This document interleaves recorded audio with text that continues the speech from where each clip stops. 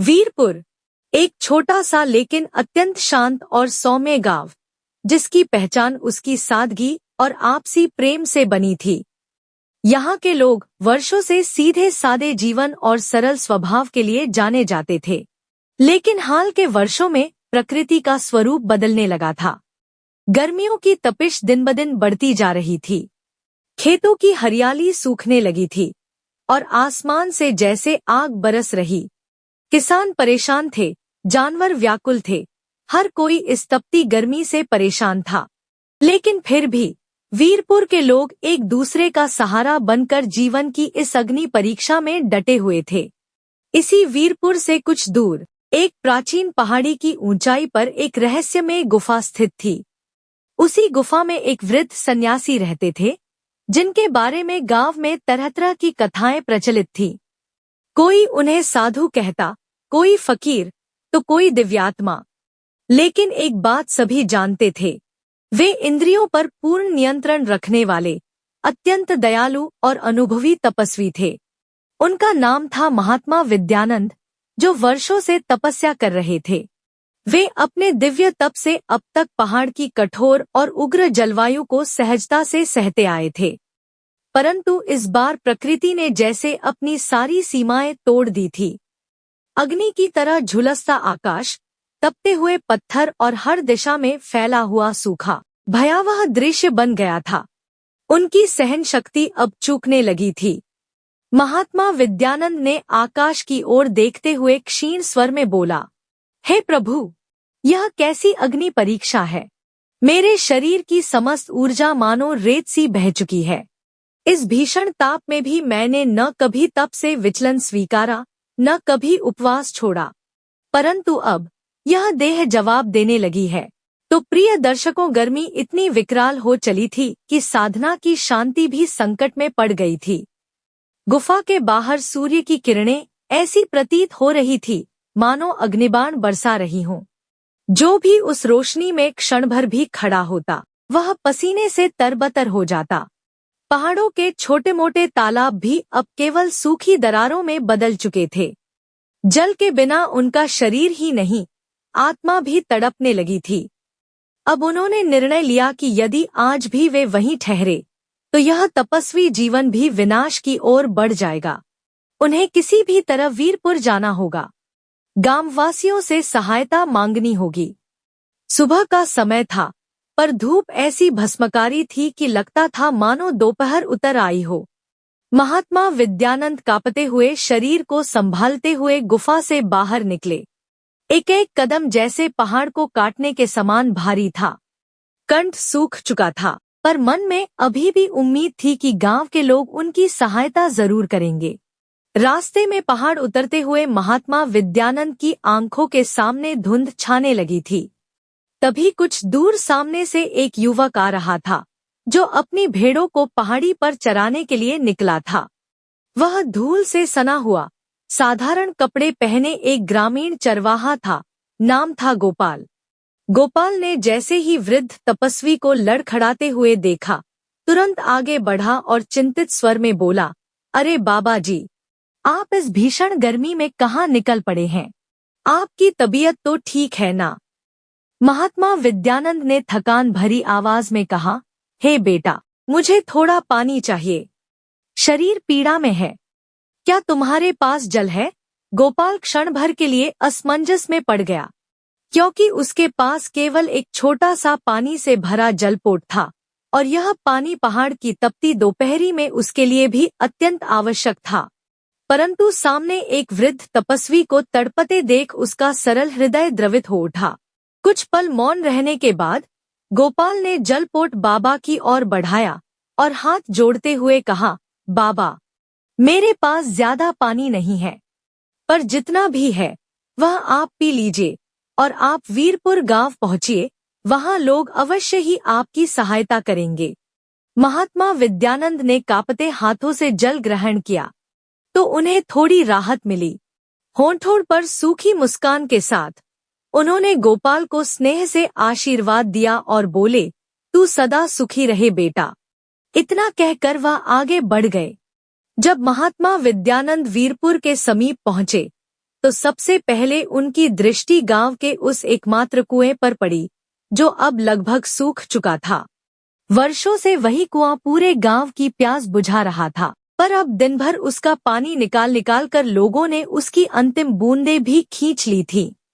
जैसे ही वे गांव की सीमा में प्रवेश करते हैं, सूरज की किरणें उनके सिर पर आग बनकर बरसती हैं।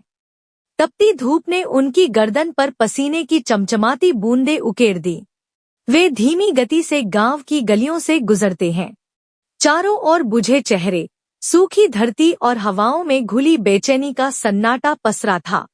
अधिकतर घर मिट्टी के बने हुए थे। कुछ कच्ची दीवारें तपन से दरकने लगी थी।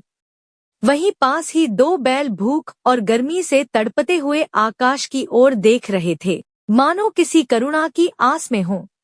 थोड़ा और आगे बढ़ने पर महात्मा विद्यानंद ने देखा कि कुछ ग्रामीण एक सूखे तालाब की तलहटी को मिलकर साफ कर रहे हैं। उनमें से एक व्यक्ति, मलकू भाई, पसीने में भीगे हुए अपने साथी से कह रहा था, अरे भाई, लगता है यह गर्मी इस बार तो हमारी जान लेकर ही मानेगी। सूरज जैसे आकाश से आग बरसा रहा है और यह लू तो जैसे शरीर को जला ही दे रही है। दूसरे ने भारी स्वर में उत्तर दिया, हाँ, तुम सही कह रहे हो मलकू भाई, पर करे भी तो क्या? गांव में हर कोई परेशान है। अब तो कुएं का पानी भी खत्म होने की कगार पर है। अगर पानी खत्म हो गया तो हम सब पानी के बिना तड़प तड़प कर मर जाएंगे। महात्मा विद्यानंद सूखे तालाब के पास पहुंचे। शरीर थका हुआ था, दृष्टि धुंधली हो रही थी। वहां काम कर रहे ग्रामीणों को देखकर उन्होंने करुण स्वर में पुकारा, हे भक्तों, क्या कोई मेरी सहायता कर सकता है? मुझे जल की अत्यंत आवश्यकता है। यदि थोड़ा सा जल और विश्राम का स्थान मिल जाए तो मैं सदा आपका ऋणी रहूंगा। ग्रामीणों ने उनकी ओर एक दृष्टि डाली, पर किसी के चेहरे पर विशेष भाव नहीं उभरा। किसी ने उनके कंधों पर पड़े भगवा वस्त्र को देखा, किसी ने उनके थके हुए पैरों को, पर सबकी निगाहें जल्दी ही काम की ओर लौट गईं। तभी एक युवक बोला, अरे बाबा, इस समय तो अपने लिए पानी जुटाना भी कठिन हो रहा है। हम खुद इस सूखे तालाब की तलहटी साफ कर रहे हैं, ताकि बारिश आए तो पानी एकत्र कर सकें। हमारे पास कोई भंडार नहीं है जिसे हम यूं ही लुटा दें। महात्मा विद्यानंद ने गहरी सांस ली और शांत भाव से बोले, मैं तुम्हारी पीड़ा समझ सकता हूँ बेटा। मैं कोई भिक्षुक नहीं, एक साधक हूँ जो वर्षों से पहाड़ की गुफा में तपस्या कर रहा था। अब इस भीषण गर्मी ने मेरे शरीर को तोड़ दिया है। बस कुछ घूंट पानी और थोड़ी छाया मिल जाए तो शायद आगे चल सकूं। लेकिन यह विनम्र प्रार्थना भी किसी हृदय को स्पर्श न कर सकी। किसी ने एक गिलास पानी तक न दिया। जैसे तपती धरती के साथ साथ वीरपुर के लोगों ने भी अब आग उगलना शुरू कर दिया था। महात्मा विद्यानंद मन में पीड़ा और आंखों में विवशता लिए धीरे धीरे आगे बढ़ते गए। शरीर थक चुका था, पर आत्मा अभी भी आशा की लौ थामे थी। चलते चलते वे वीरपुर की चौपाल तक पहुंचे, वह स्थान जहां गांव वाले अक्सर मिलकर बैठते थे, दुख सुख बांटते थे। चौपाल के मध्य में एक विशाल पुराना वृक्ष था, जिसकी फैली शाखाएं तपते सूरज के नीचे थोड़ी बहुत छाया देती थी। वही छाया आज तपते दिन में सबसे कीमती वरदान बन चुकी थी। महात्मा विद्यानंद उस छांव की ओर बढ़े, लेकिन वहां पहले से ही कुछ ग्रामीण बैठे थे, जो गर्म हवा और धूप से राहत पाने की कोशिश कर रहे थे। थके स्वर में उन्होंने कहा, सुनो, क्या मुझे कुछ समय के लिए इस छाया में बैठने दोगे? और यदि संभव हो तो एक लोटा जल मिल जाए तो बड़ी कृपा होगी। बहुत प्रबल प्यास लगी है। वहां बैठे कुछ लोगों ने एक दूसरे की ओर देखा और फिर हल्के ठहाके लगाते हुए बोले, बाबा, पानी की किल्लत यहाँ सबको है, और अगर आपको बैठना ही है तो किसी कोने में बैठ जाइए, पर हमसे ज्यादा उम्मीद मत रखिए। फिर एक आदमी व्यंग्य से मुस्कुराते हुए बोला, और बाबा, एक बात बताइए, आप तो साधु हैं ना, तपस्वी, आपको पानी की क्या आवश्यकता? भगवान ने तो आपको पहले से ही इतनी शक्ति दी है कि आपको तो प्यास ही नहीं लगनी चाहिए। तपस्या कीजिए बाबा, यही तो आपका धर्म है। महात्मा विद्यानंद अपमान और थकावट के बोझ से दबे चुपचाप चौपाल के एक कोने में जाकर बैठ गए। आंखें झुकी थी। मन में एक छोटी सी उम्मीद थी कि शायद कोई उन्हें पहचान लेगा, कोई उनके तप की सुगंध पहचान कर आगे बढ़ेगा, एक लोटा जल या एक पल की सहानुभूति देगा। लेकिन वीरपुर के वातावरण में एक अजीब सी शंका और अविश्वास की लहर दौड़ रही थी। लोगों की आंखों में विश्वास की जगह संदेह था। कुछ ही क्षणों बाद चौपाल की भीड़ में हलचल हुई। वीरपुर का मुखिया चरण सिंह वहां आ पहुंचा। ऊंचा कद, मजबूत देह और चेहरा एक कठोर शासक की तरह। उसकी आंखों में सिर्फ कठोरता और अधिकार की चमक थी। उसने दूर से ही महात्मा विद्यानंद को देखा और तीखे स्वर में बोला, सुना है आप गुफा में रहते थे, अब गांव आकर सहायता मांग रहे हैं। सुनिए बाबा, यह गांव कोई आश्रम नहीं है जहां साधु संतों का मुफ्त में पालन पोषण हो। फिर एक व्यंग्य भरी मुस्कान के साथ उसने आगे कहा, जिस प्रकार हम अपने श्रम से जीवन चला रहे हैं, वैसे ही आपको भी कोई उपाय निकालना होगा। महात्मा विद्यानंद ने थके हुए नजरों से उसकी ओर देखा और बोले, बेटा, मैंने जीवन भर तप किया है, किसी से कभी कुछ नहीं मांगा, पर आज यह जर्जर तन साथ नहीं दे रहा। क्या इस संसार में करुणा नाम की कोई चीज नहीं बची? कुछ लोगों की आंखों में हलचल हुई। किसी का मन डोलने लगा, किसी का दिल सहम गया। लेकिन लोगों ने मुखिया के क्रूर स्वभाव को देखते हुए कुछ कहने की हिम्मत नहीं की। कभी वीरपुर अपने अतिथि सत्कार के लिए जाना जाता था। वहां के लोग सरल, मधुर और सहयोगी थे। लेकिन अब हालात बदल चुके थे। पानी और अन्न की कमी ने लोगों के चेहरे से मुस्कान छीन ली थी और हृदयों में कठोरता भर दी थी। बरसात महीनों से नहीं हुई थी। खेत प्यासे थे, फसलें सूख चुकी थी। कुएं की तलहटी दिखाई देने लगी थी और नदी अब किसी भूले बिसरे स्वप्न की तरह दूर जा चुकी थी। गांव के लोग अब दिन रात केवल जीने के लिए संघर्ष में लगे थे। उसी तपती दोपहर में एक घर के बाहर एक वृद्धा अपने बीमार पोते को पंखा झल रही थी। बच्चे का माथा तप रहा था, पर उसके पास देने को सिर्फ एक ममता भरी सांसें थी। उधर महात्मा विद्यानंद गांव के एक एक द्वार पर जाकर सहायता की याचना कर रहे थे, पर हर द्वार पर उन्हें निराशा ही मिली। किसी ने दरवाजा ही नहीं खोला, किसी ने कठोर वचन कहे, तो किसी ने तिरस्कार की दृष्टि से देखा। कुछ घरों से उन्हें डांट फटकार मिली, मानो उन्होंने कोई अपराध कर दिया हो। यह सब देख साधु के हृदय में गहरा आघात पहुंचा। वे सोचने लगे, क्या यही मनुष्यता रह गई है? क्या सच में लोग इतने स्वार्थी हो गए हैं कि किसी की पीड़ा अब उन्हें स्पर्श तक नहीं करती? चलते चलते उनके पैर छाले पर गए। गर्मी अब भीषण रौद्र रूप में सामने थी। धरती मानो आग उगल रही थी। हवा गर्म लपटों की तरह चल रही थी। पशु पक्षी तक प्यास से व्याकुल होकर चुपचाप कोनों में पड़े थे। थक हार कर वे गांव के समीप एक छोटे से बगीचे की ओर बढ़े। वहां उन्हें लगा, शायद थोड़ी छाया मिल जाए, शायद थोड़ी शांति भी। जैसे ही वे बगीचे में पहुंचे, उनकी दृष्टि एक युवा लड़की पर पड़ी। वह सूखी लकड़ियों का भारी गट्ठर अपने नाजुक कंधों पर उठाए थी। भीषण गर्मी के बावजूद वह अपने कर्तव्यों में जुटी थी। महात्मा विद्यानंद उसके पास गए और करुण स्वर में बोले, बेटी, क्या तुम मुझे एक लोटा पानी पिला सकती हो? मैं बहुत प्यासा हूँ। उस लड़की के चेहरे पर करुणा की झलक साफ थी, परंतु उसकी आंखों में एक विवशता भी थी। वह धीमे स्वर में बोली, बाबा, मैं सचमुच आपको पानी देना चाहती हूँ, परंतु हमारे घर में भी जल का बड़ा संकट है। हर दिन कुएं पर घंटों की लंबी कतार में खड़ी रहकर मुश्किल से 1-2 मटकी भर पाती हूँ। कृपया क्षमा कीजिए, मैं चाहकर भी आपकी सहायता नहीं कर पा रही। मुझे भय है कि मेरे घरवाले मुझसे रुष्ट न हो जाएं। इतना कहकर वह नजरें झुकाकर वहां से चली गई। महात्मा विद्यानंद ने आकाश की ओर निहारते हुए एक गहरी सांस ली। उन्हें अब यह भली भांति समझ आ चुका था कि वीरपुर के लोग केवल बाहरी कठोरता नहीं, भीतर से भी शुष्क हो चुके हैं।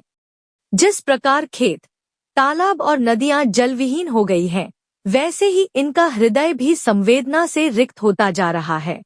फिर भी उन्होंने बगीचे के एक कोने में बैठकर अपनी तपस्वी आत्मा से आखिरी बार प्रार्थना की, हे ईश्वर, जब मानव जीवन अपने चरम संकट में हो, तब करुणा का एक अंकुर तो फूटना चाहिए।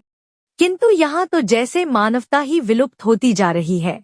यह कैसी परीक्षा है प्रभु। आने वाले दिन महात्मा विद्यानंद के लिए अत्यंत कठोर सिद्ध हुए। उन्हें पर्याप्त भोजन तो दूर, पीने को जल की एक बूंद तक नसीब नहीं हुई, ऊपर से भीषण ताप। उनका शरीर धीरे धीरे निर्बल होता जा रहा था और अंत की ओर बढ़ रहा था। एक दिन दोपहर के समय जब सूर्य ठीक सिर पर दहक रहा था और उसकी किरणें मानो पृथ्वी पर अंगारे बरसा रही थी, तब महात्मा विद्यानंद थकान, भूख और प्यास से बेहोश होकर धरती पर गिर पड़े। उनका शरीर झुलस चुका था और मुख पर तप की एक पीली आभा के सिवा कुछ न बचा था। गांव वाले इकट्ठा तो हुए, पर उनके चेहरों पर न उत्सुकता थी, न ही करुणा, मानो किसी अनजान चीज को देख रहे हों। उसी क्षण वीरपुर का मुखिया चरण सिंह भी वहां पहुंचा। उसने दूर से ही नजर डालते हुए कहा, इन्हें कहीं छाव में रख दो, नहीं तो यहीं मर गए तो और झंझट खड़ी हो जाएगी। तभी पीछे से किसी ने ठहाका मारा, अरे छोड़ो ना, मर भी गए तो क्या फर्क पड़ेगा, एक साधु ही तो है। हम सबको अपनी रोजी रोटी और पानी के इंतजाम की चिंता करनी चाहिए, इनके लिए कौन समय बर्बाद करे। चलो चलो भाई, अपने अपने काम में लग जाओ। लोगों की बेरुखी जैसे तपती हवा में और विष घोल गई। कुछ देर बाद महात्मा विद्यानंद को धीरे धीरे होश आया।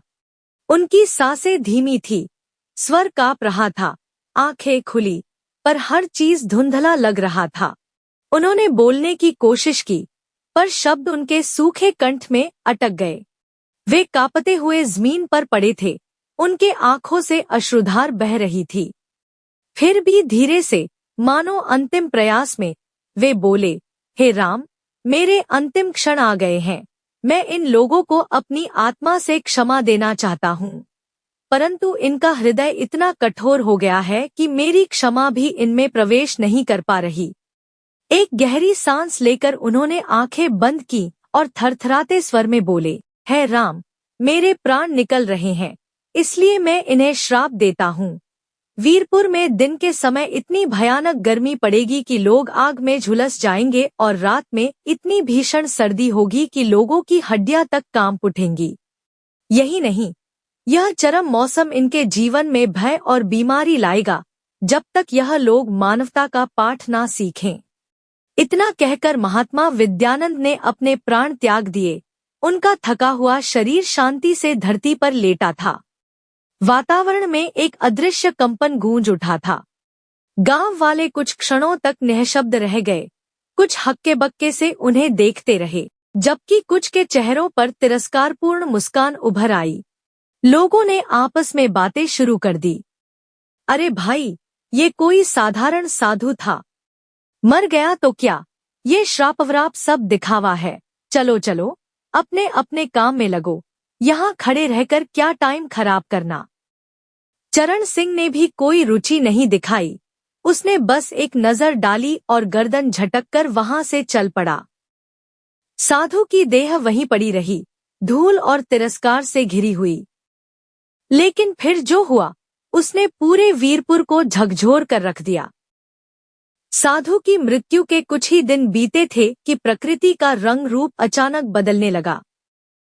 सूर्य की तपिश जो पहले ही असहनीय थी, अब विकराल रूप धारण कर चुकी थी। आकाश से मानो अग्नि की वर्षा हो रही थी। मिट्टी फटने लगी, खेतों में दरारें उभर आईं। दिन में लू ऐसे चलती कि उसका एक झोंका भी शरीर को जला डालता था। लोग दिन में बाहर निकलने से डरने लगे थे, मानो सूरज खुद श्राप बनकर वीरपुर पर टूट पड़ा हो। और रात का दृश्य और भी भयावह था। सूरज ढलते ही बर्फीली हवाएं चलने लगती थी। पर यह ठंडक शांति देने वाली नहीं थी। यह हाड़ कंपा देने वाली ठंड थी, जो अस्थियों तक को जकड़ ले। लोगों को समझ ही नहीं आ रहा था कि इतनी उग्र गर्मी के बाद अचानक इतनी भयंकर ठंड कैसे हो सकती है। वीरपुर के कुछ ग्रामीण चौपाल के पास आग जलाकर ताप रहे थे। सूखी लकड़ियों से उठती चिंगारियां हवा में तैर रही थी। उनके चेहरे पर चिंता की रेखाएं थीं और बातों में डर का साया। एक आदमी ने चुप्पी तोड़ते हुए कहा, अरे मलकू भाई, ये मौसम तो कुछ समझ में ही नहीं आ रहा। दिन में ऐसी दहकती गर्मी और रात में हाड़ कंपा देने वाली ठंड, ऐसा तो मैंने अपने जीवन में कभी नहीं देखा। मलकू ने गहरी सांस ली और आग की ओर देखते हुए कहा, हाँ भाई, तुम्हारी बात बिल्कुल सही है। अब तो हालात डराने लगे हैं। गांव में बीमारियां फैल रही हैं, बच्चे तप रहे हैं, बुजुर्गों के प्राण निकल रहे हैं। इस मौसम ने तो गांव की सेहत को तहस नहस कर दिया है। मुखिया चरण सिंह दूर से यह चर्चा सुन रहा था। उसके चेहरे पर भी चिंता की लकीरें साफ झलक रही थी। वह समझ चुका था कि हालात हाथ से निकलते जा रहे हैं। दिन में कोई खेतों में नहीं जा पा रहा, फसलें सूख रही हैं, पशु दम तोड़ रहे हैं, लोग बीमार पड़ रहे हैं, कुएं का जल घट रहा है और रात में तो मानो हर घर में सिसकियां बज गई हैं। उसने सोचा, यह एक बहुत बड़ी मुसीबत है। मुझे इस पर जल्दी कोई फैसला लेना होगा। अगले ही दिन वीरपुर की चौपाल पर एक आपातकालीन बैठक बुलाई गई। गांव के प्रतिष्ठित जन, बुजुर्ग, किसान, युवा और महिलाओं तक सभी के चेहरे पर चिंता की गहरी लकीरें थी। मौसम की मार ने पूरे गांव को हिलाकर रख दिया था। मुखिया चरण सिंह खड़ा हुआ। उसके भीतर की बेचैनी उसके चेहरे पे साफ झलक रही थी। उसने गंभीर स्वर में कहा, भाइयों और बहनों, अब यह स्थिति बर्दाश्त के बाहर हो चुकी है। दिन में जैसे हम अग्नि में झुलस रहे हैं और रात में बर्फ की चादर में जकड़े जा रहे हैं। गांव के कई बच्चे बीमार हो चुके हैं, बुजुर्ग दम तोड़ रहे हैं। अगर यही चलता रहा तो वीरपुर एक वीरान जमीन में बदल जाएगा। भीड़ में सन्नाटा पसर गया। तभी एक अधेड़ किसान खड़ा हुआ और बोला, मुखिया जी, मुझे लगता है ये सब उस साधु विद्यानंद बाबा के श्राप का असर है। जिस दिन उन्होंने अपने अंतिम शब्द बोले, उसी दिन से सब कुछ बदल गया। चौपाल में हलचल मच गई।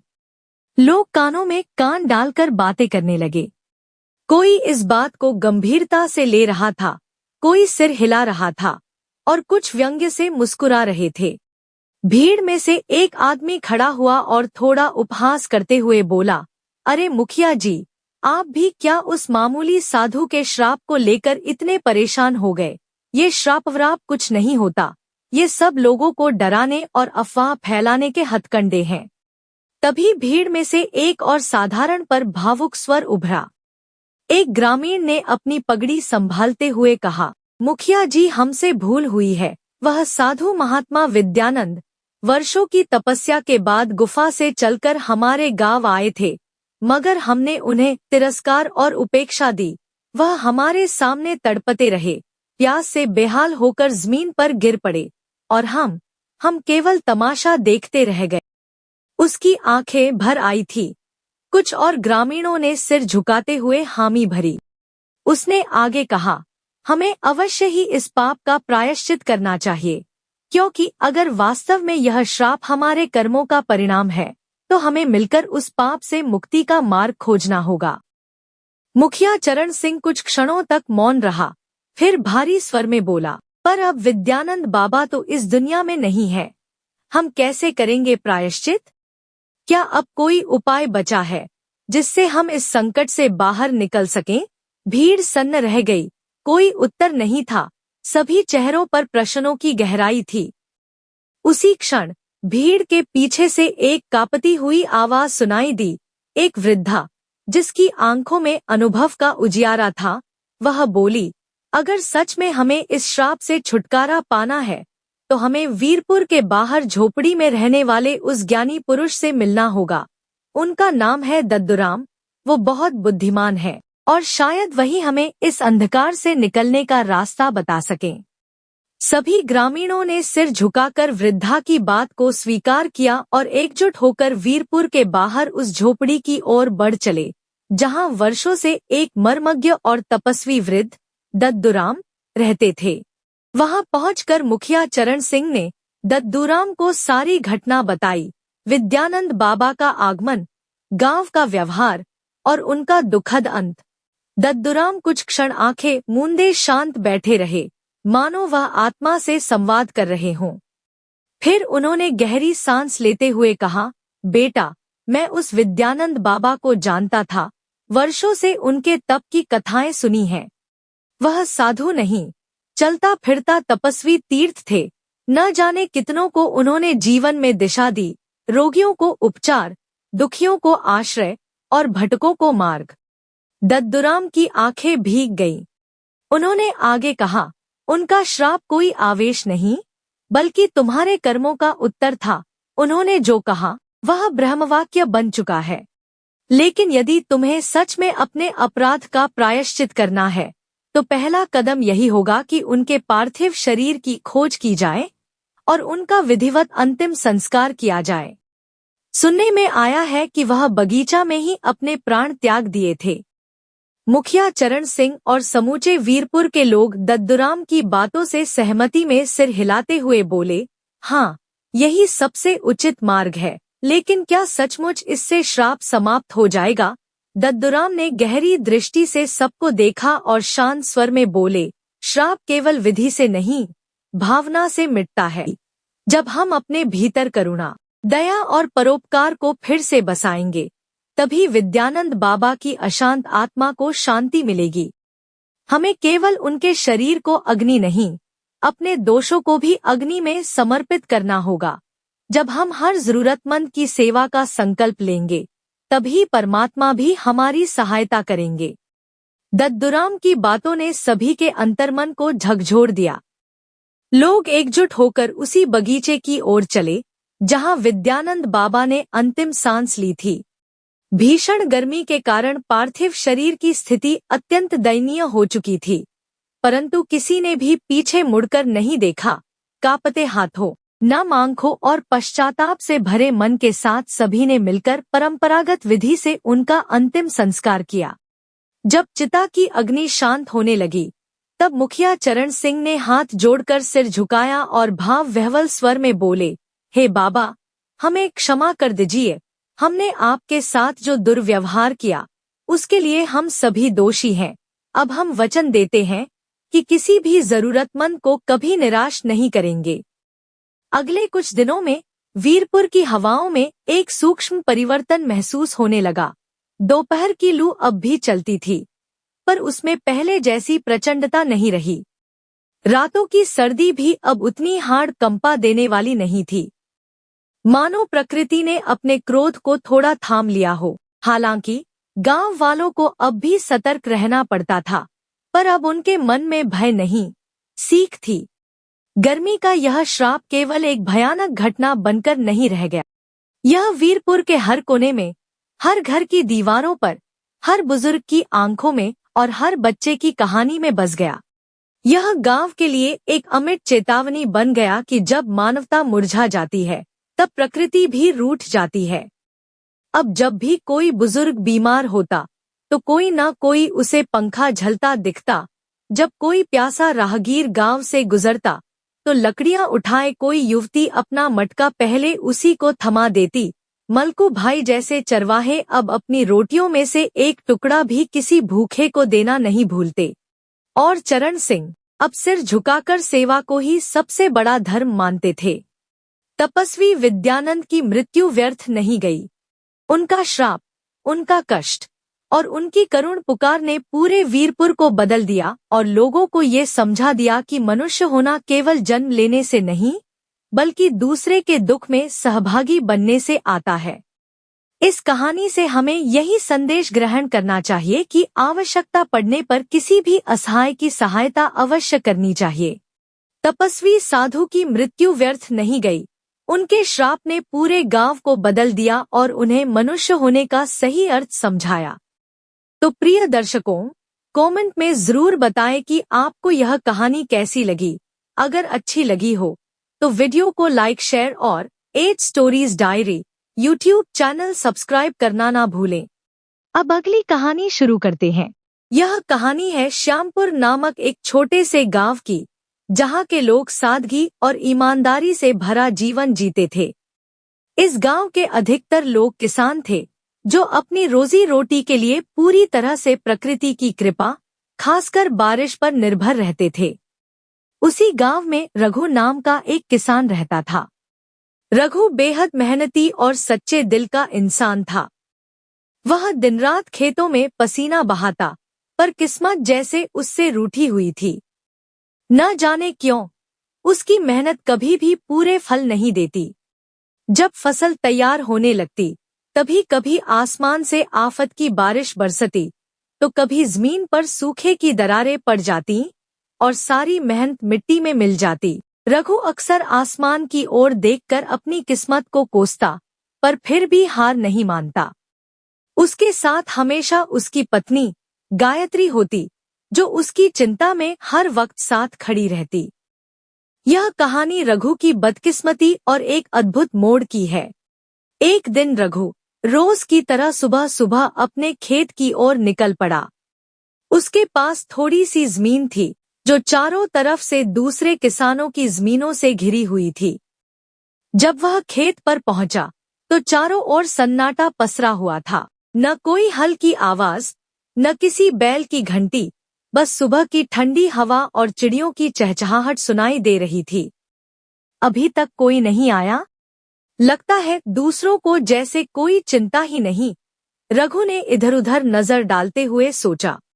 फिर खुद से बड़बड़ाया, खैर, मैं किसी और के लिए तो कुछ कर नहीं सकता, लेकिन अपने खेत का काम तो खुद कर सकता हूँ। यह सोचकर उसने कुदाल उठाई और मिट्टी को संवारने में जुट गया। खेत की नरम मिट्टी में मेहनत की लय घुलने लगी। सूरज सिर पर चढ़ आया, पर रघु को समय का अंदाजा तक नहीं हुआ। कब सुबह से दोपहर हो गया उसे पता ही नहीं चला। वह इतनी लगन से मेहनत कर रहा था कि मानो उसके लिए घड़ी की सुइयां भी थम गई सी थी। दोपहर की धूप कुछ और तीखी हुई ही थी कि दूर से उसकी पत्नी गायत्री सिर पर खाने की पोटली लिए धीरे धीरे खेत की ओर आ रही थी। गायत्री ने मुस्कुराते हुए रघु को पुकारा, सुनते हो जी, आओ आकर खाना खा लो, बहुत देर से काम कर रहे हो। गायत्री की आवाज जैसे ही रघु के कानों में पड़ी, वह चौंक पड़ा। तभी उसे एहसास हुआ कि धूप सिर चढ़ चुकी है और दोपहर कब की बीतने लगी है।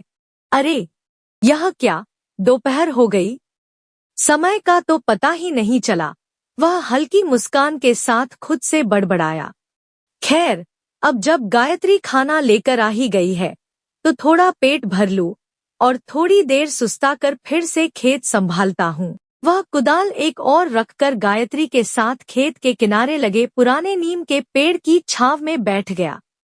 मिट्टी से सने हाथ धोए और जैसे ही पहला निवाला मुंह में डाला, गायत्री की चिंता भरी आवाज सुनाई दी, क्या हुआ जी? आज कुछ ज्यादा ही थके थके लग रहे हो। रघु ने गहरी सांस ली, मानो थकान शब्दों में उतर आई हो। हाँ, सुबह से ही खेत में जुटा रहा, समय कब सरक गया पता ही नहीं चला। तो फिर बीच में थोड़ा आराम क्यों नहीं कर लिया? गायत्री ने नरम स्वर में पूछा। रघु ने दूर खाली खेतों की ओर देखते हुए धीरे से सिर हिलाया। क्या करता? आज आसपास के किसी खेत में कोई नजर नहीं आया, तो लगा जैसे अभी सुबह ही है। सन्नाटा ऐसा था मानो वक्त भी थम गया हो। मैं भी बस काम में डूबा रहा। तुम्हारी आवाज ने ही तो बताया कि दिन कितना बीत गया है।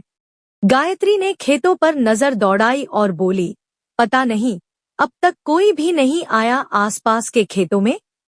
रघु की आंखों में अचानक कुछ उदासी और पीड़ा उतर आई। वही तो, श्यामपुर के लोगों का तो यही हाल है। जब मन करे खेत पर आते हैं, जब मन करे चलते बनते हैं। और एक मैं हूँ, जो हर रोज सूरज से पहले खेत में पहुँचता हूँ, पूरी लगन से मेहनत करता हूँ, फिर भी मेरी किस्मत में न जाने क्या लिखा है। हर बार कोई न कोई बहाना मेरी मेहनत पर पानी फेर देता है। और मेरी सारी मेहनत बर्बाद हो जाती है। रघु की हालत देखकर गायत्री का दिल भर आया। वह शांत स्वर में बोली, आप इतना क्यों परेशान हो रहे हो? आपको खुद पर भरोसा है ना? आप मेहनत करते हो, ईमानदारी से, लगन से, फिर किस्मत को इतना कोसने से क्या फायदा? हो सकता है आज किस्मत साथ न दे रही हो, लेकिन क्या पता कल वही किस्मत आपकी सबसे बड़ी ताकत बन जाए। रघु ने उदासी भरी नजरों से गायत्री की ओर देखा, फिर एक टूटी हुई सांस छोड़ते हुए बोला, हाँ गायत्री, तुम सही कह रही हो, लेकिन ये कल कब आएगा? कब मेरी किस्मत मुझे अपनाएगी? हर बार जब लगता है कि अब सब ठीक हो जाएगा, अब की बार कोई मुसीबत नहीं आएगी, तभी कहीं न कहीं से कोई न कोई नई परेशानी सिर उठा ही लेती है। उसने आसमान की ओर देखा, जैसे कोई जवाब खोज रहा हो, फिर बोला, कभी कभी तो मुझे सच में लगता है गायत्री, जैसे भगवान को भी मुझे परेशान करने में मजा आता है। गायत्री ने बड़े ही प्यार और स्नेह से रघु की ओर देखा और कोमल स्वर में बोली, आप निराश मत होइए। देखिए, आप बस अपने काम पर ध्यान दीजिए। मेहनत कभी खाली नहीं जाती। मुझे पूरा भरोसा है, आज नहीं तो कल आप खुद ही कहेंगे, लगता है किस्मत अब मेरा साथ दे रही है।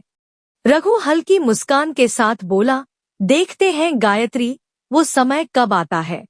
गायत्री ने उसे स्नेह से खाना खिलाया और फिर वापस घर की ओर चल दी। रघु ने खाना निपटाया और फिर से अपने खेत के काम में जुट गया। वो जैसे ही हल पकड़कर मिट्टी को पलटने लगा, तभी बगल के खेत से किसी की आवाज आई, और रघु भाई, क्या हाल चाल है? लगता है आज कुछ जल्दी ही आ गए हो खेत पर। रघु ने गर्दन उठाकर देखा, हरीश मुस्कुराते हुए अपनी कुदाल कंधे पर टांगे चले आ रहा था। रघु ने हल्का सा मुस्कुराते हुए कहा, काम करने में देरी क्यों करना, और मैं तो रोज ही जल्दी आ जाता हूँ हरीश भाई, और अभी तो दोपहर हो चुकी है। असल में आप ही कुछ ज्यादा देर से आए हैं आज। हरीश मुस्कुराते हुए खेत की मेड़ पार करते हुए बोला, हाँ रघु भाई, आज जरा देर से नींद खुली, तो सोचा दोपहर का खाना खाकर ही खेत पर आऊं। लेकिन तुम्हें क्या हुआ है रघु भाई? खेत को देख तो लगता है जैसे काम पूरा हो गया है, पर तुम्हारे चेहरे को देख के लगता है जैसे अभी शुरुआत भी नहीं हुई। रघु ने हल्का सा सिर झुकाया और थकी हुई आवाज में बोला, नहीं भाई, ऐसी कोई बात नहीं है, बस यूं ही किस्मत को लेकर थोड़ा उलझा हुआ था। हरीश ने बात को हल्का करने की कोशिश करते हुए हंसकर कहा, अरे रघु भाई, कब तक यूं ही किस्मत को कोसते रहोगे, और कब तक उसी के भरोसे चलते रहोगे? रघु ने एक लंबी सांस ली और फिर बोला, तो फिर क्या करूं भाई? तुम खुद जानते हो, पिछले साल बाढ़ ने तबाही मचाई, उसके बाद सूखा पड़ गया, और अब जब मौसम ने कोई नई मार नहीं मारी, तो मंडी में अनाज के दाम ही औंधे मुंह गिर गए। हरीश ने थोड़ा पास आकर कंधे पर हाथ रखते हुए कहा, भाई एक बात बताओ, हमारे खेत तो अगल बगल है, मतलब जो आफत तुम्हारे खेत पर आई होगी, वही तो मेरे खेत पर भी आई होगी, लेकिन मैंने तो कभी नहीं कोसा अपनी किस्मत को। हरीश फिर थोड़े गंभीर स्वर में आगे बोला, देखो रघु भाई, मैं भी मानता हूँ कि किस्मत का साथ जरूरी होता है, पर इसका ये मतलब नहीं कि हर बार उसे ही दोष देते रहें। मैं तो यही मानता हूँ कि मेहनत कभी बेकार नहीं जाती। हाँ, कभी कभी किस्मत को बदलने के लिए खुद हमें ही पहला कदम उठाना पड़ता है। रघु थोड़ा चौंकते हुए बोला, मैं समझा नहीं भाई, जरा खुलकर बताओ। हरीश ने गहरी नजर रघु पर डाली और सवाल किया, रघु भाई, खेती के अलावा और क्या करते हो तुम? रघु एक पल को चुप रहा।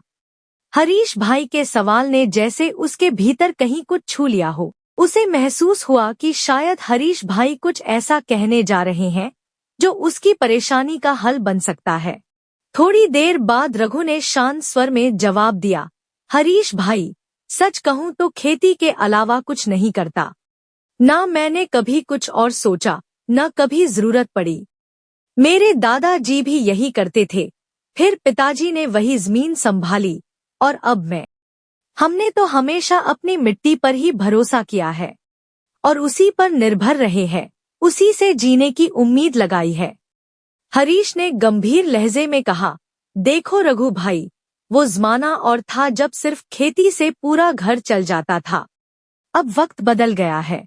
अब खेती के साथ साथ कुछ और करना भी जरूरी हो गया है, वरना गुजारा मुश्किल हो जाएगा। रघु ने थोड़ी चिंता से पूछा, पर हरीश भाई, खेती के अलावा करूं भी तो क्या करूं? मुझे तो और कुछ आता ही नहीं। हरीश मुस्कराया और बोला, बताऊंगा नहीं रघु भाई, दिखाऊंगा। पहले तुम जल्दी से अपने खेत का काम निपटा लो और मैं भी अपने खेत का काम निपटा लेता हूँ। फिर चलो, तुम्हें अपने घर कुछ दिखाने ले चलता हूँ। रघु के चेहरे पर हल्की जिज्ञासा झलकने लगी। ठीक है भाई, वह बोला, मैं अपना काम जल्दी निपटाता हूँ। दोनों अपने अपने खेतों में जुट गए। रघु तो सुबह से ही खेत पर आ गया था, इसलिए उसका काम जल्दी खत्म हो गया। फिर वह हरीश के खेत के पास जाकर खड़ा हो गया और उन्हें काम करते हुए देखने लगा। उसे देखकर मन में एक ख्याल आया, क्यों न हरीश भाई की मदद कर दूं? इससे उनका काम जल्दी निपटेगा और मैं भी जल्दी जान पाऊंगा कि वो आखिर मुझे क्या दिखाना चाहते हैं। रघु ने आवाज लगाई, हरीश भाई, रुको, मैं आपकी मदद कर देता हूँ, ताकि आपका भी काम जल्दी खत्म हो जाए। हरीश बोला, ठीक है भाई। फिर क्या था, रघु तुरंत हरीश के खेत में जुट गया और पूरी लगन से उनका हाथ बंटाने लगा। दोनों मेहनत से काम जल्दी निपट गया। हरीश मुस्कुराते हुए बोला, धन्यवाद रघु भाई, तुम्हारी मदद से आज खेत का काम समय से पहले ही खत्म हो गया। रघु ने विनम्रता से जवाब दिया, धन्यवाद किस बात का भाई, आप भी तो मेरी मदद करने वाले हो, ऐसे में मेरा भी तो फर्ज बनता है कि मैं आपका साथ दूं। हरीश ने हामी भरी, बिल्कुल, चलो अब मेरे घर चलते हैं। दोनों खेत की मेड़ पार करते हुए बातें करते करते हरीश के घर की ओर बढ़ने लगे। कुछ ही देर में वे घर के सामने पहुंच गए, लेकिन दरवाजे पर पहुंचते ही हरीश ने रघु को रोक लिया। वह गंभीर स्वर में बोला, रघु भाई, तुम इन दिनों काफी परेशान चल रहे थे, इसलिए मैं तुम्हें आज अपने साथ लाया हूँ, एक ऐसा राज बताने जो अब तक मैंने किसी को नहीं बताया। लेकिन एक बात का वादा करो, जो तरीका मैं तुम्हें बताने वाला हूँ और जो चीजें तुम घर के अंदर देखोगे वो तुम किसी और को नहीं बताओगे। हरीश की गंभीर बात सुनकर रघु एक पल को चौंक गया। उसके मन में शंका घर करने लगी कि कुछ तो अजीब है, वरना हरीश भाई इस तरह रहस्यमय बात क्यों करते? पता नहीं घर के अंदर क्या दिखाने वाले हैं। उसे विचारों में खोया देख हरीश ने हंसते हुए कहा, अरे रघु भाई, कहाँ खो गए? घबराओ मत, मैं जो तुम्हें दिखाने वाला हूँ उससे तुम्हारी मेहनत कभी व्यर्थ नहीं जाएगी, चाहे सूखा पड़े या बाढ़ आ जाए। रघु अभी भी थोड़ा असमंजस में था, पर हरीश की बातों में ऐसा विश्वास झलक रहा था कि वह मना भी नहीं कर पाया। उसने मन को समझाया और उनके साथ घर के अंदर चला गया। जैसे ही वह भीतर पहुंचा, उसके कदम थम गए। चारों ओर नजर दौड़ाई, हर कोने में कुछ न कुछ ऐसा था जो उसकी समझ से परे था। आधुनिक मशीनें, लकड़ी के करीने से लगे रैक, कई तरह का माल, बोरियों में बंद अनाज और एक व्यवस्थित व्यवस्था। उसकी आंखें हैरानी से फैल गईं। बाप रे बाप, वह सोचते हुए बोला, इतना सारा सामान। हरीश भाई, तुम्हारा घर बाहर से तो किसी किसान का लग रहा था, पर इसके अंदर का माहौल तो किसी व्यापारी के घर जैसा है। हरीश मुस्कुराते हुए बोला, रघु भाई, अभी तो कुछ नहीं देखा तुमने, मैं जो चीज दिखाने वाला हूँ उसे देखकर तो तुम्हारे होश ही उड़ जाएंगे। हरीश की रहस्यमयी बातों से रघु की उत्सुकता अब बेचैनी में बदलने लगी। वह बोला, हरीश भाई, अब तो आप वो चीज जल्दी से दिखा दीजिए, आपकी बातों ने तो मुझे और बेचैन कर दिया है। हरीश हंसते हुए बोला, ठीक है भाई, तुम यहीं रुको, मैं अभी आता हूँ। इतना कहकर वो कमरे के अंदर चला गया और रघु वहीं दरवाजे के पास खड़ा बेसब्री से उनका इंतजार करने लगा। कुछ ही देर में हरीश भाई लौटे। उनके हाथों में एक भारी सी बोरी थी। रघु ने हैरानी से पूछा, हरीश भाई, ये क्या लाए हो आप? हरीश ने मुस्कुराकर जवाब दिया, भाई, इसी में है वो चीज जो तुम्हारी हर मुश्किल को खत्म कर सकती है।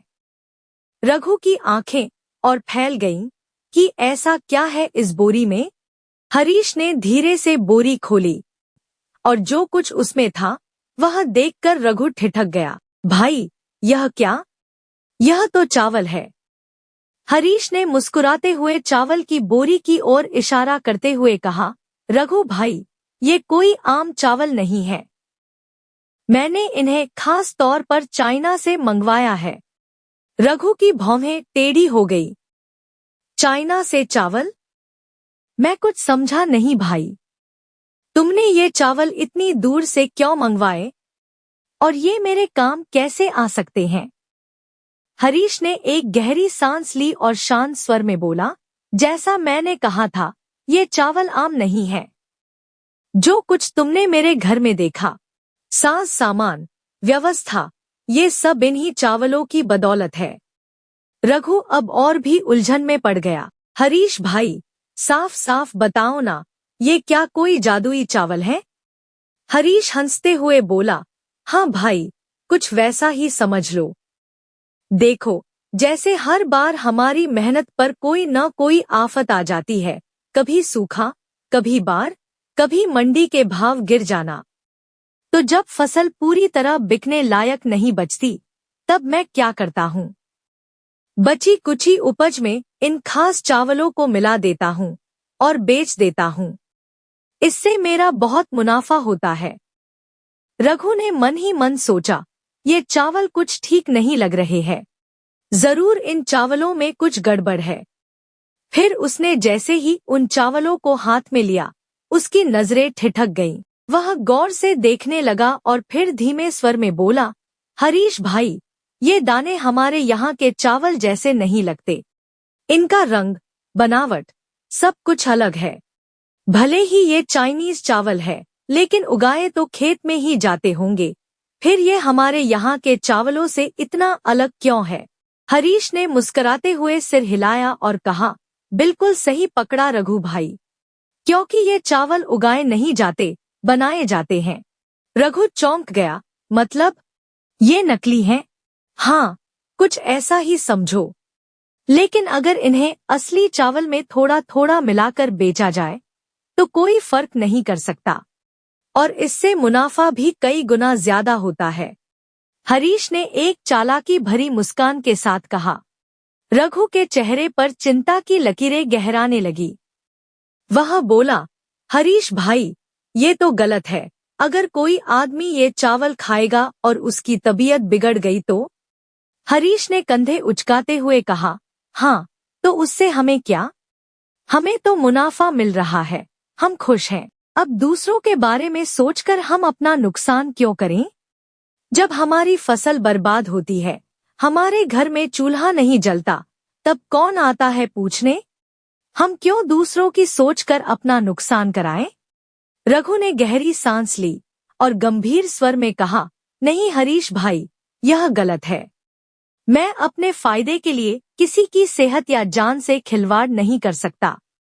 चाहे मेरे हालात कितने ही खराब क्यों न हो, मैं वो रास्ता नहीं चुन सकता जो किसी और के लिए नुकसानदायक हो।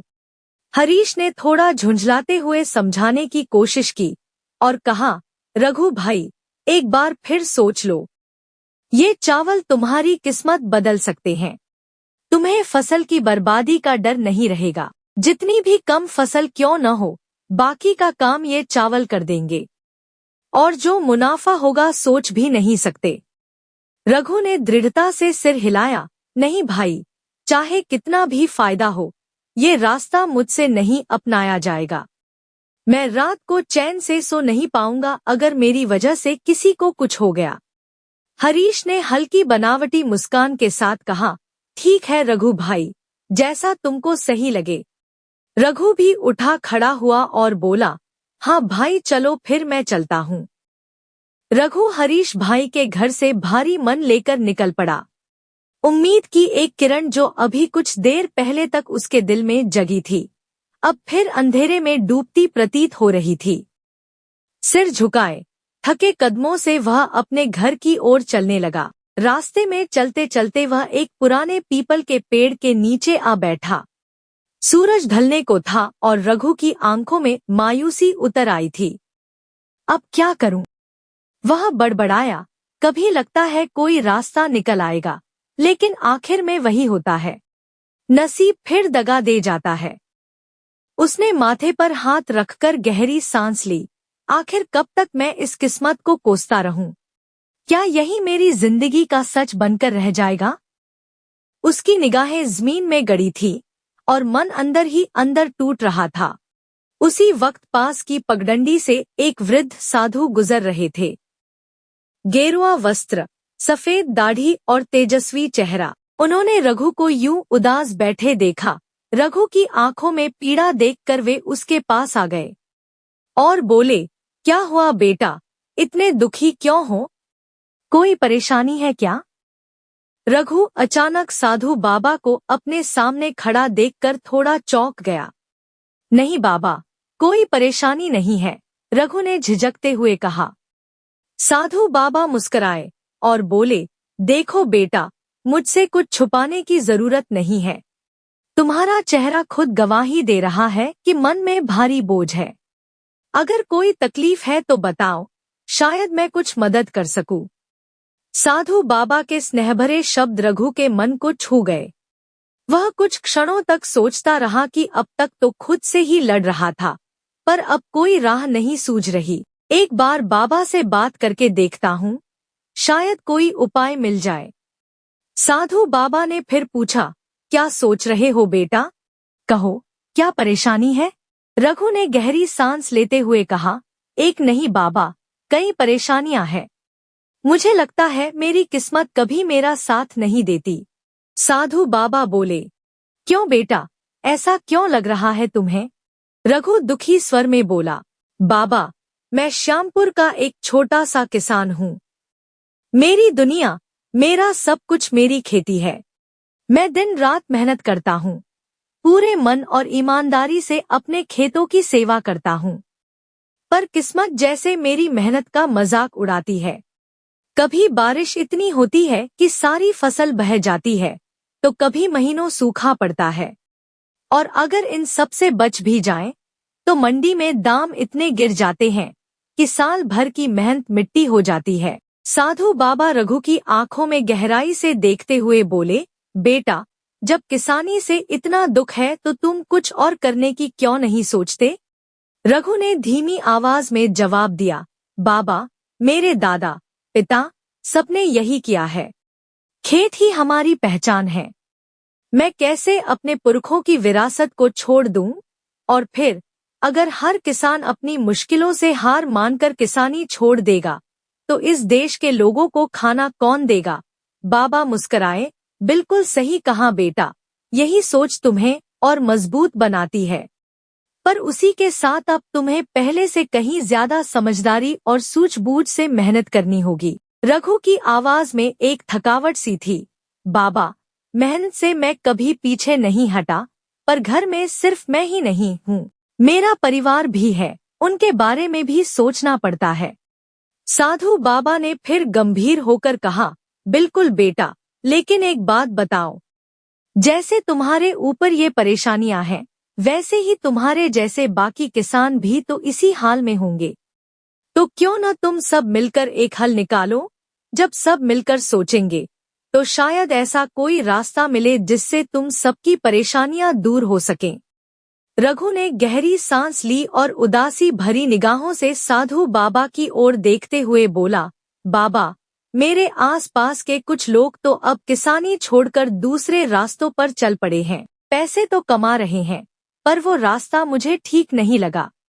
साधु बाबा ने ध्यान से उसकी बात सुनी और बोले, क्यों बेटा, अगर वे लोग किसी और तरीके से अपना जीवन चला पा रहे हैं, तो तुम भी उनसे सीख सकते हो। शायद वही तरीका तुम्हारे लिए भी मददगार साबित हो। रघु ने तुरंत सिर हिलाते हुए कहा, नहीं बाबा, मैं वह रास्ता नहीं अपना सकता। वो तरीका मेरे ज़मीर के खिलाफ है। बाबा की आंखों में जिज्ञासा झलकने लगी। ऐसा क्या कर रहे हैं वे लोग? बेटा, क्या बात है जो तुम्हें गलत लग रही है? साधु बाबा की बात सुनकर रघु कुछ देर तक चुप रहा। मन में कई विचार उमड़ घुमड़ रहे थे। वह सोचने लगा कि क्या अब बाबा को वो बात बता दूं जो आज मैंने हरीश भाई के घर पर देखी।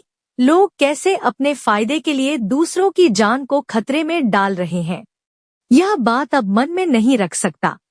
किसी को तो बताना ही होगा, पर हरीश भाई का नाम नहीं लूंगा, क्योंकि उन्होंने मेरा बुरा नहीं चाहा, सिर्फ मदद करने की कोशिश की थी। रघु को सोचों में गुम देखकर साधु बाबा बोले, बेटा, क्या सोचने लगे? बताओ, वो किसान ऐसा क्या कर रहा है जो तुम्हें गलत लगता है? फिर साधु बाबा के पूछने पर रघु उनको सारी बात बता देता है, लेकिन वो हरीश का नाम कहीं भी नहीं लेता है। रघु की बात सुनकर साधु बाबा का चेहरा गंभीर हो गया। वह चौंकते हुए बोले, क्या कहा बेटा? चावल जिन्हें उगाया नहीं गया बल्कि बनाया गया है, मतलब नकली चावल? रघु ने सिर झुका लिया और धीमे स्वर में बोला, हाँ बाबा, बिल्कुल। उन्हें मशीनों से इस तरह बनाया गया है कि अगर उन्हें असली चावल में मिला दो तो कोई भी फर्क समझ ही नहीं पाता। न रंग, न आकार, सब कुछ एकदम असली जैसा लगता है। साधु बाबा के चेहरे पर चिंता की रेखाएं और गहरी हो गईं। वह बोले, बेटा, ये तो बहुत गंभीर बात है। ऐसे नकली चावल तो किसी की जिंदगी के लिए जहर बन सकते हैं, लोगों की जान जा सकती है।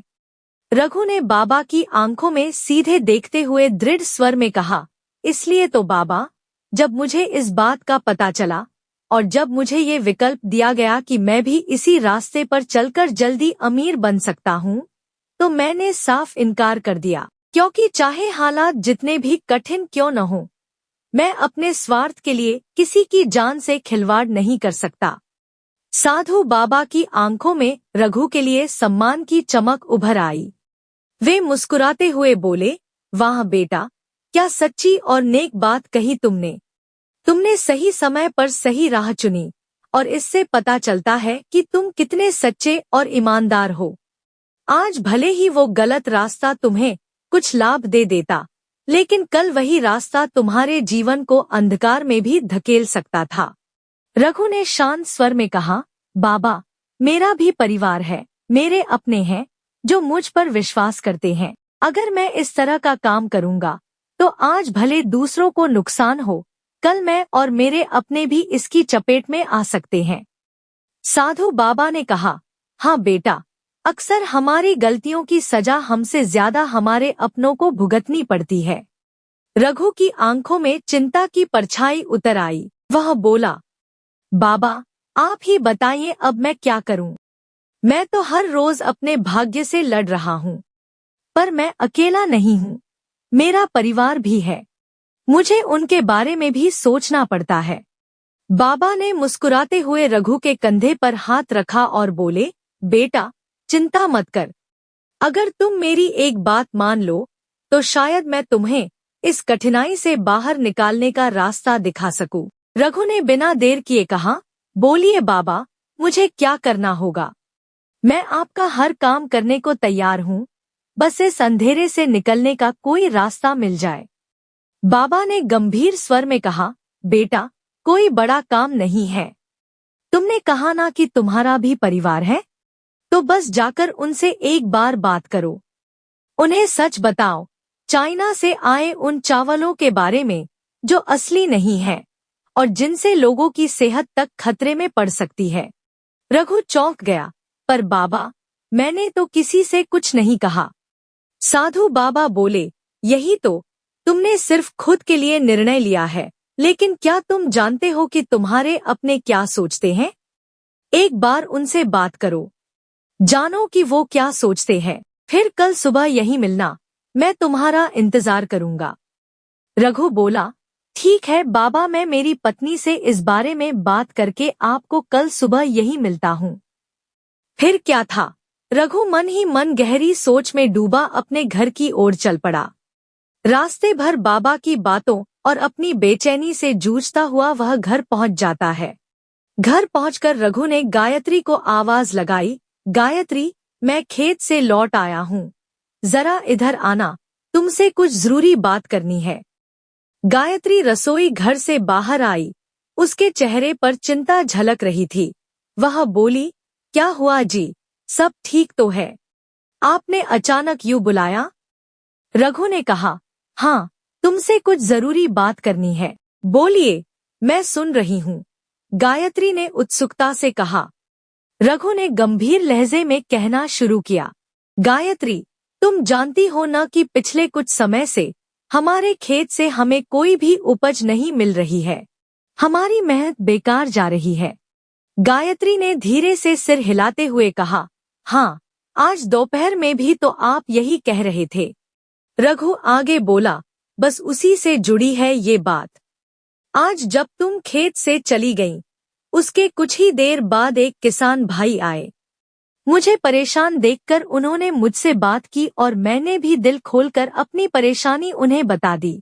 पर सोचने की बात यह है, गायत्री, कि जो हाल मेरा है, कुछ वैसा ही हाल उनका भी था। लेकिन फर्क यह है कि उन्होंने इस परेशानी से बाहर निकलने का एक रास्ता खोज लिया है। गायत्री ने रघु की आंखों में झांकते हुए पूछा, क्या बात है जी? कौन है वो किसान? और अगर उन्होंने कोई रास्ता बताया है तो आप उसे आजमाने से हिचक क्यों रहे हैं? हो सकता है आपकी भी मुश्किल आसान हो जाए।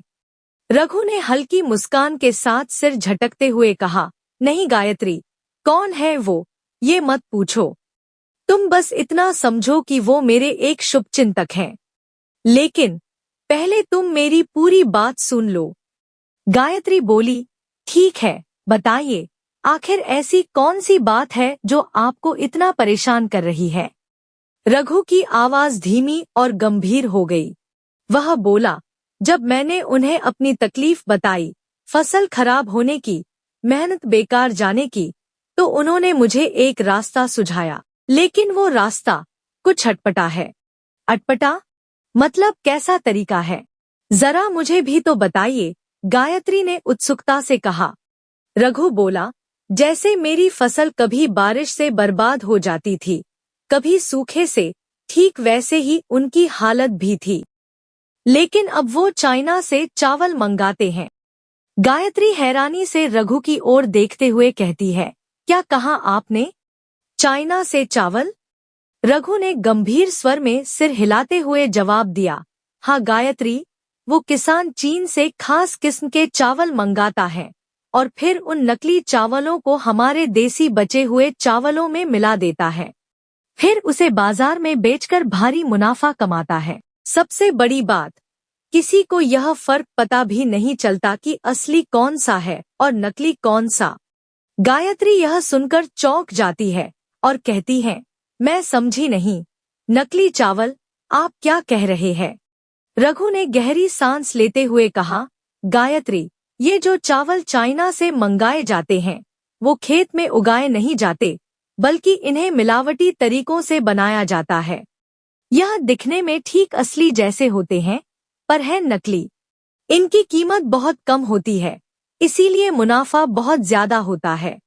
गायत्री ने चिंतित स्वर में कहा, पर ऐसे नकली चावल अगर कोई खा ले तो उसकी सेहत पर बुरा असर पड़ सकता है। यह तो बहुत गलत बात है। अपने फायदे के लिए किसी की जान के साथ खिलवाड़ करना पाप है। रघु ने सर झुकाते हुए कहा, इसीलिए तो मैं उलझन में हूँ। मुझे भी ये बात सही नहीं लगी, लेकिन फिर सोचा, इस मुश्किल घड़ी में तुम्हारी भी राय ले लूं, क्योंकि मेरी इस परेशानी से तुम भी तो उतनी ही परेशान हो जितना मैं हूँ। सिर्फ मेरा फैसला काफी नहीं है, इसलिए तुम्हारी भी राय लेना मुझे जरूरी लगा।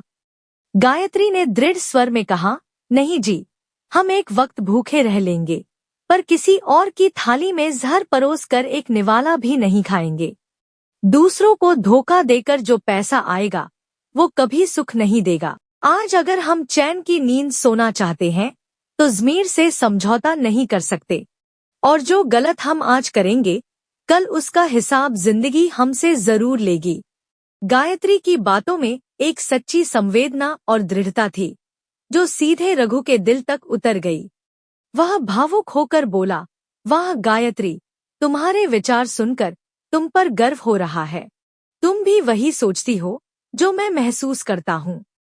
गायत्री मुस्कुराकर बोली, इन सब गलत बातों को छोड़िए और निराश मत होइए।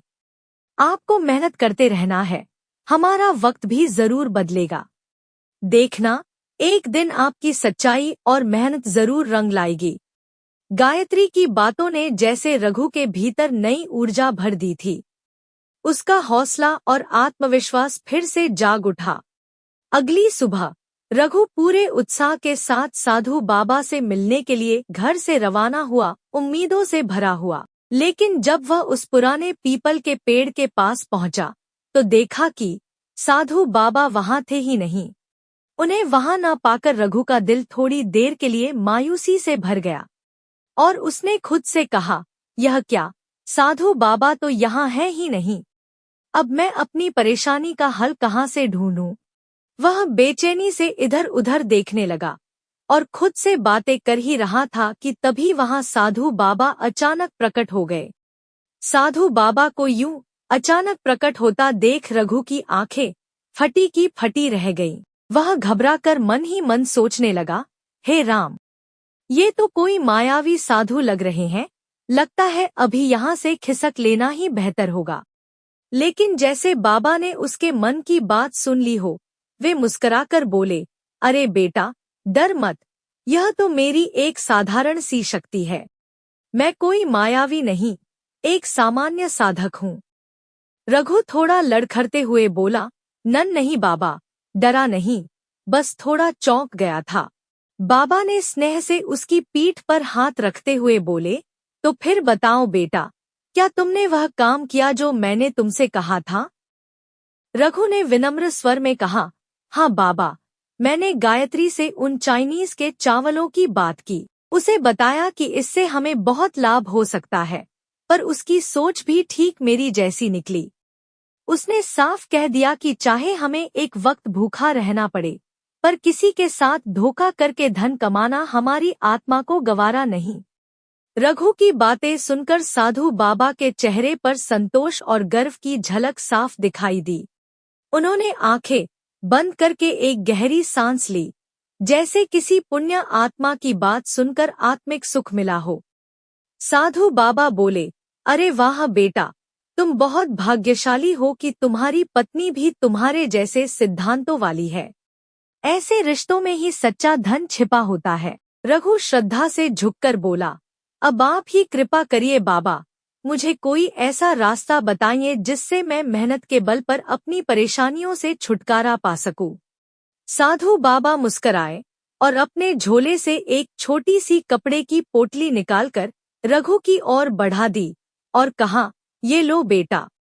रघु ने पोटली को उलझन भरी नजरों से देखा, फिर अपने हाथ में लेकर पूछा, बाबा, इसमें क्या है? साधु बाबा गंभीर स्वर में बोले, बेटा, ये कोई साधारण चीज नहीं है, ये जादुई मिट्टी है।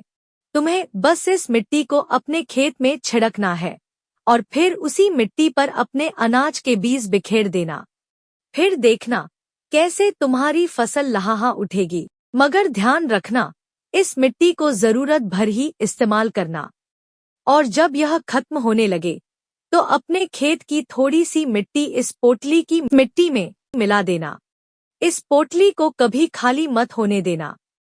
रघु ने खुशी से मुस्कुराते हुए कहा, ठीक है बाबा, मैं आपकी हर बात दिल से याद रखूंगा। पर जैसे ही रघु ने अपनी आंखें झपकाईं, साधु बाबा एक पल में जैसे हवा में विलीन हो गए। रघु चौंक गया, उसकी आंखों में आश्चर्य और मन में हल्की घबराहट समा गई। उसने सोचा, अरे, ये बाबा अचानक कहाँ गायब हो गए? उसने चारों ओर नजरें दौड़ाई, पर बाबा कहीं नहीं थे। रघु समझ गया कि यह कोई साधारण घटना नहीं, बल्कि किसी विशेष शक्ति का चमत्कार है। उसने हाथ जोड़कर मन ही मन साधु बाबा का धन्यवाद किया। फिर बिना समय गवाए रघु ने वह पोटली संभाली और तेज कदमों से अपने घर की ओर चल पड़ा। घर पहुंचकर उसने थोड़े बीज लिए और फिर खेत की ओर निकल पड़ा। खेत पहुंचते ही उसने श्रद्धा और विश्वास के साथ पोटली की मिट्टी को पूरे खेत में हल्के हल्के छिड़क दिया। अब जब मिट्टी छिड़क दी है तो बीज भी डाल देता हूँ, वह बुदबुदाया। रघु ने पूरे खेत में बीजों को ध्यान से डाल दिया और फिर एक संतोष भरी मुस्कान के साथ हाथ जोड़कर आकाश की ओर देखते हुए कहा, साधु बाबा, आपकी दी हुई राह पर अब मैं चल पड़ा हूँ, अपना आशीर्वाद बनाए रखना। फिर वह अपने घर की ओर चल पड़ा, मन में नई उम्मीदों का दीप जलाए। फिर उसने खुद से कहा, अब कल सुबह जल्दी आकर एक बार खेत का जायजा ले लूंगा और जादुई मिट्टी का कमाल भी देख लूंगा। घर पहुंचकर रघु ने भावुकता के साथ गायत्री को सारी बातें बताईं। साधु बाबा से हुई मुलाकात, उनकी दी हुई जादुई मिट्टी और उसके पीछे छिपा रहस्य। गायत्री ने सब कुछ ध्यान से सुना और मुस्कुराते हुए कहा, देखा जी, जब इरादे नेक हों तो ऊपर वाला खुद रास्ता दिखा देता है। अगली सुबह सूरज की पहली किरण के साथ ही रघु और गायत्री खेत की ओर निकल पड़े। जब वे अपने खेत पर पहुंचे तो जो नजारा उन्होंने देखा, उसे देखकर दोनों की आंखें हैरानी और खुशी से भर आईं। पूरा खेत हरा भरा, ताजगी से लहलहा रहा था, जैसे हर पौधा खुद मुस्कुरा रहा हो। रघु को अपनी आंखों पर यकीन नहीं हो रहा था। उसने फसलों को छूकर देखा और फिर आसमान की ओर देखते हुए बोला, साधु बाबा की बात सच निकली। अब यह जादुई मिट्टी मेरी सारी परेशानियों का अंत करेगी। गायत्री ने मुस्कुराते हुए कहा, मैंने कहा था ना, मेहनत और ईमानदारी का फल कभी खाली नहीं जाता। अब हमारी किस्मत भी हमारा साथ दे रही है। तो प्रिय दर्शकों, इस तरह रघु और गायत्री की नेक सोच और ईमानदारी ने उनकी किस्मत को बदल कर रख दिया। अब उन्हें अपनी किस्मत को कोसने की जरूरत नहीं रही। उधर वही साधु बाबा एक दिन एक साधारण ग्रामीण का भेष धरकर हरीश के घर पहुंचे। उन्होंने बड़ी चालाकी से उससे बातचीत शुरू की और धीरे धीरे उसकी सच्चाई उगलवा ली। हरीश, जो अब तक खुद को बहुत चालाक समझ रहा था, चाइना से नकली चावल मंगवाकर अपने खेत के असली चावल में मिलाकर लोगों को बेच रहा था। साधु बाबा ने सबूतों के साथ उसका पर्दाफाश किया। जब गांव वालों को इस धोखाधड़ी के बारे में पता चला तो वे आक्रोशित हो उठे। हमने तो तुम पर भरोसा किया था और तुमने हमारे स्वास्थ्य से खिलवाड़ किया। गांव में ये आवाजें गूंज उठीं। लोगों ने बिना देरी किए हरीश के खिलाफ पुलिस में शिकायत दर्ज कर दी। जल्दी ही पुलिस आई और उसे गिरफ्तार कर जेल ले गई। उसका लालच और धोखा आखिरकार उसी पर भारी पड़ गया। इस कहानी से हमें यह सीखने को मिलता है कि ईमानदारी और मेहनत का फल देर से सही पर जरूर मिलता है, जैसे रघु और गायत्री को मिला। धोखा और लालच का रास्ता भले ही शुरू में आसान लगे, लेकिन उसका अंत हमेशा बुरा होता है, जैसे हरीश के साथ हुआ। जब हम अपनी जिम्मेदारियों को सच्चाई और ईमानदारी से निभाते हैं तो भगवान भी हमारी मदद करते हैं, जैसे उन्होंने रघु और गायत्री की मदद की। तो प्रिय दर्शकों, अगर आपको यह कहानी अच्छी लगी हो तो वीडियो को लाइक, शेयर और 8 स्टोरीज डायरी यूट्यूब चैनल को सब्सक्राइब जरूर कर ले। मिलते हैं एक और वीडियो, एक और प्रेरणादायक कहानी के साथ। तब तक के लिए धन्यवाद। जय श्री राम। हर हर महादेव।